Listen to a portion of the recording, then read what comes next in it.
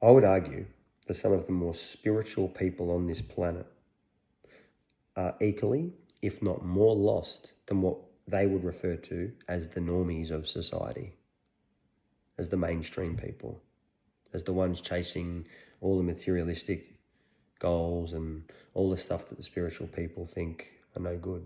I would say the spiritual people are equally as lost as them. Because spiritual people don't call themselves spiritual. And I keep using that word in here to get your attention because you might think of yourself as that. That word is deceit. The identities that come with needing to look and be spiritual. I mean, does this look spiritual? To someone it might. Someone it might be hippie-ish. It's all stereotypes. Should I turn it this way? Should I do my hair up? You know what I'm saying? Like, it's all crap. It's all crap, right? Your level of spirituality is not defined by how you look, the books you've read, the knowledge you think you've attained. It's defined by how real you are and how much truth frequency you live with. And I'm sick to death of hearing this, my truth, your truth, and the objective truth. There's only one truth in there, and it's the objective truth.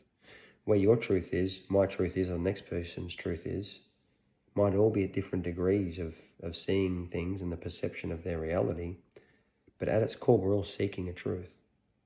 If you roll around like you're a hummity-hummeter on a hill, and that's your version of spiritual, if that's really who you are at your core and you haven't taken on an identity to live that out, then kudos to you.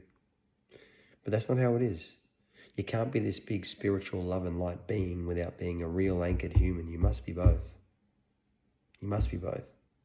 That's why, unbiasedly, music's the answer, because music is medicine, music is remedy, music is a connector. Past, present, future, all happening at once. I see so much of the spiritual realm infiltrated because they've been so hurt. So they're looking for an answer and they go, this is the answer, the higher power. And it needs to look and be like this. But all you're simply doing is you're replacing the martini glass, the high heels, and the mini skirt for sneakers, yoga pants, and a smoothie shake, if you're a woman. And if you're a man, you're replacing maybe the business suit, tie, looking sharp, you know, the big briefcase with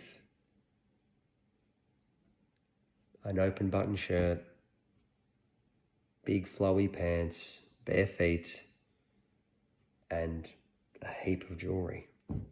Now, they're very materialistic examples, and I'm not saying that either of those examples are wrong. But if you are just swapping that identity for that identity and you're still the same person underneath all that, then you're kidding yourself. And I see you. And anyone who's real, who doesn't care about what the truth is, but you're just loyal to the frequency of truth, will see you too. And the ugliest truth of all this is that you see yourself and you keep running from it. And that's why you defend so damn hard against someone like me saying this right now, or why I'm an asshole, or why I'm so damn wrong. Defend all you want. You're only defending against yourself, because I don't need to justify anything I'm saying to you, nor do you to me. This is a game of frequency. Life is just a game of frequency, and I'm here to transmute as much truth as possible. Why? I don't know. That's what I'm guided to do.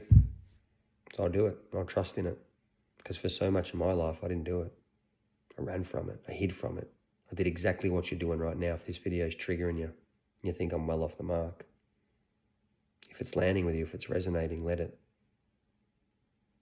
It's supposed to be. Truth transmissions are integration. It's a frequency upgrade for you and me. I don't know what I'm going to say before I start these videos. I just let it come out. It will land, it might not land. Yeah. There's many sides to all of us. We're all multifaceted, we're all multidimensional. At what stage do you come back to self and not be a deceived spiritual person because you've been hurt? What stage do you get rid of the titles, the labels? The stuff that doesn't empower. Again, if those labels or titles empower you and they are who you are, by all means, own it. For God's sake, if you go on my bio, I've got 3 labels sitting there right now. One's called Soul Translator, another one's called Truth Transmissions, the other one's got Paradox and Frequency. They're not all labels specifically around me, but they're titles and things that I describe what I'm doing here for others to understand with as to what the work is all about. But that's what I am. I'm not trying to take on the character of those things. That's what I was before those names rolled in. Can you say the same about your life? Were you guided with titles and labels and an all-encompassing banner of your frequency? Or are you trying to jump onto one because it sounds cool and trendy? Think about it. See where it sits for you. See if there's recalibration required. See if there's reflection needed, refinement, or if you're actually being who you think you are. But don't let your conscious mind convince your subconscious mind that you're something that you're not, because your soul is directly connected to the subconscious and your heart field, and that can never be lied to. So as much as you may feel like you're tricking yourself, that's exactly how it's going to feel. And even though you won't say that out aloud, inside yourself, you're going to feel that.